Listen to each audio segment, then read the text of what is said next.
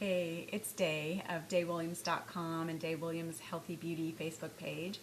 And on a regular basis, people ask me if I can distill down for them what are the things that most affect the well-being of their skin. And that list is varied and long depending on whether you're focused on the internal cosmetics or external cosmetics. But I'm going to talk about external things now. And what I'm going to speak specifically about are facial masks.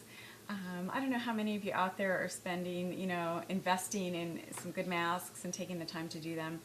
But from experience on both my own skin and then working on, many other people's skin, is that there is a benefit that comes from doing masks that's extremely noticeable and profound. And I think it's the fact that, they have an opportunity to stay on your face and really do more of a job. I just think they're more deep healing kinds of product category. And most people that I know, the first thing that they think of are clay masks. And I have to say, clay masks aren't a favorite of mine or anything I would recommend.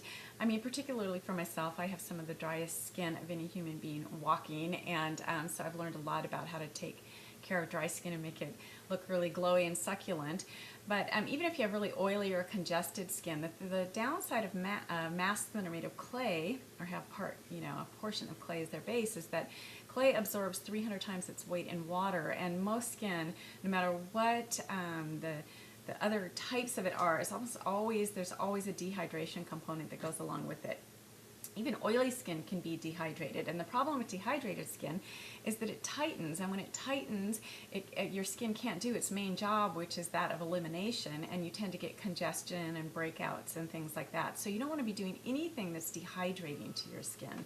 And so my favorite kinds of masks and the things I formulated a long time ago when I started the Sensuous Beauty line, and continue to use on myself and share with others are, based with things like, powdered oats or rice bran, or, beautiful, delicious grains like chickpea flour, or things that are full of all kinds of nutrients of their own and then have specific properties depending on what they are.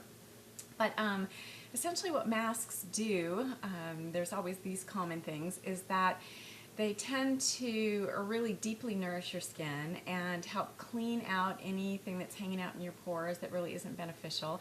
And they always lift off dead skin in the process of being on there. And if you have dry skin, I always mix my masks that I have created are in a powdered form. And my favorite thing to mix them with is plain organic yogurt. And if you don't do any kind of dairy, even externally, you can use coconut yogurt or soy yogurt. But I have to say that my experience with those is they're just not as effective as the yogurts that have a high level of lactic acid, which is an amazing exfoliator and a skin bleacher. It just keeps your skin tones really even.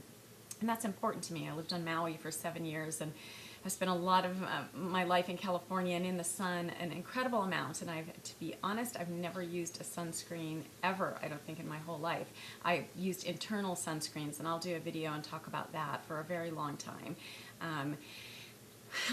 But masks, all right. So I mix them with plain yogurt because the longer you can have a mask stay on your skin and not dry tight, the more benefits that you get out of it. Because as soon as a mask is getting really tight, it's starting to take things out of your skin.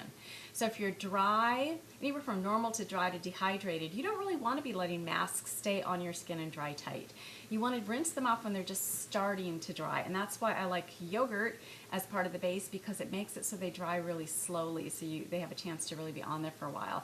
And if you have very oily or very congested skin, then you can definitely let the mask go a little longer, because you want more things to be pulled out of your skin. And so you always want to follow any mask with a cool rinse and a hydrating floral water spritzer, and then your favorite moisturizer and lip and eye balm, of course, blah blah blah. But those will be some other videos. So I hope that helps. And that's one of my favorite ways to commune with people, is just to hang out and do masks together. It's almost always part of my meetings with those in my life. So give that a try. All right, lots of love. Bye.